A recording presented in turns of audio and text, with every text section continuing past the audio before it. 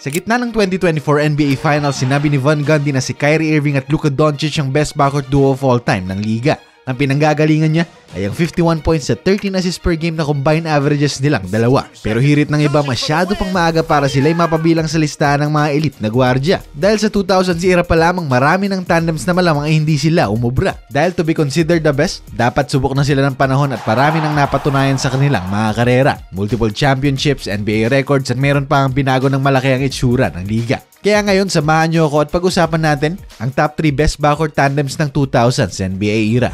At uumpisahan natin yan sa tambalang Derek Fisher at Black Mamba. Sila kasi ang isa sa mga pinakamatinik na backcourt sa history ng NBA. At sabay silang dalawang nagumpisa para sa Lakers noong 1996. And kahit na alam naman ng lahat na ang superstar ay si Black Mamba, kailangan nating tandaan na hindi magiging matagumpay si Bryant kung wala si Fisher sa tabi niya. Dahil sa unang 8 taon ni Fisher sa prangkisa, 3 kampyonato kagad ang naiuwi nila. Mula 2000 hanggang 2002, ang duo nila at ang Lakers ang naghari sa liga. And kahit na 8 points per game lang ang in-average niya noon, ang kanyang timely baskets at pass-first mentality ang perpektong suporta na kinilangan ni Bryant. Kaya nga nang umalis sina Shaq at Fish sa Lakers matapos ang 04 season, halatang nag-struggle sila Bryant at ang team not winning a single playoff series sa 2005 NBA season.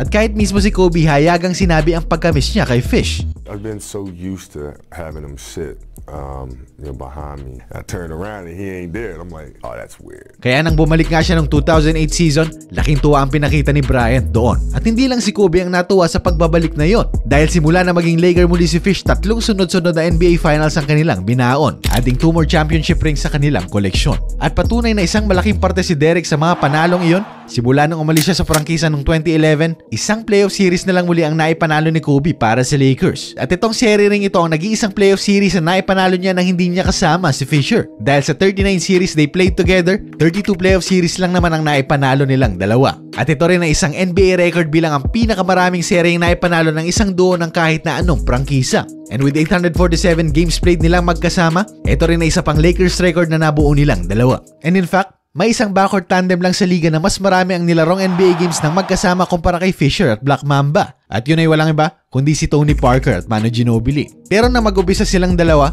wala naman talagang may kilala sa kanila dahil pareho silang galing sa Europa at bagong salta lang sa Amerika. Pero matapos ang mahigit 1.5 dekada at 933 games na magkasama, isa na sila sa mga tinitingala ngayon sa liga. Sa San Antonio, 4 na kampyonato ang kanilang dinala at sangkatutak pang records ang kanilang ginawa at tinabla. And kahit na meron lang silang combined 8 All-Star appearances sa kanilang mga pangalan at 15 points and 13 points per game lang ang kanilang average sa puntusan, hindi sapat na numero lang ang ating tingnan para maintindihan ang ginawa nilang kasaysayan. Dahil si Parker lang naman ang isa sa mga pinaka-shifty at pinakamabilis na point guard na ating nasaksihan. At siya rin ang kauna-unahang European na tanghaling Finals MVP in NBA history. And here comes Manu Ginobili, one of the best if not the best 6-man sa NBA all time. Ang gwardyang nagpasikat ng kanyang iconic na galaw na Eurostep. At bukod sa pagiging isang creative at fearless na offensive weapon, napakatinik din ni Manu sa pag-create ng opensa at paghanap sa kanyang mga kasama. And biruin nyo, sa 1,057 regular season games niya, 762 games lang naman ang naipanalo niya,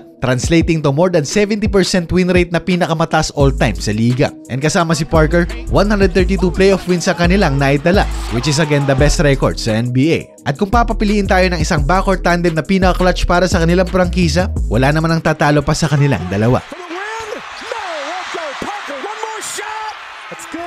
Pero kung overall best backcourt tandem ang usapan, walang may ibang may-ari niyan kundi ang Splash Brothers, ang tambalang maraming pinasaya at pinaluhang NBA fans. Dahil kung anong sarap suportahan ng kanilang tambalan, ganun din naman ang hirap na nararamdaman ng kanilang mga kalaban. Imagine the best shooter of all time, Steph Curry, sasamahan mo pa ng isang Klay Thompson na kinukonsiderang best catch and shoot player sa kasaysayan. Sila talaga ang bumuhay sa prangkisa ng Golden State Warriors na dati ay napag-iiwanan. At binago din nila ang takbo ng laro hindi lang para sa kanilang prangkisa, kundi sa iba't ibang liga sa mundo mula Europa hanggang Asia. Dahil sa kanila, ang tres na ngayon ang pinakamalaking offensive weapon ng maraming prangkisa.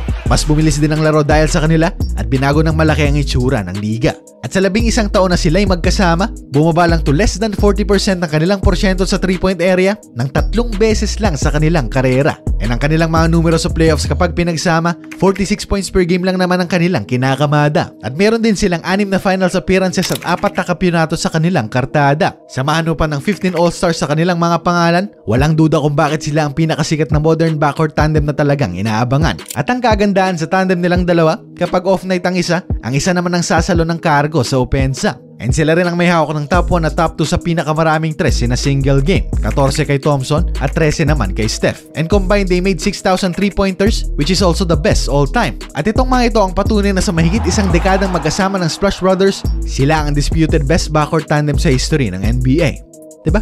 Pero para sa'yo, sino-sino pa ang mga tanyag na backcourt duos na dapat naging parte ng ating listahan? I-komento lamang yan sa ibaba.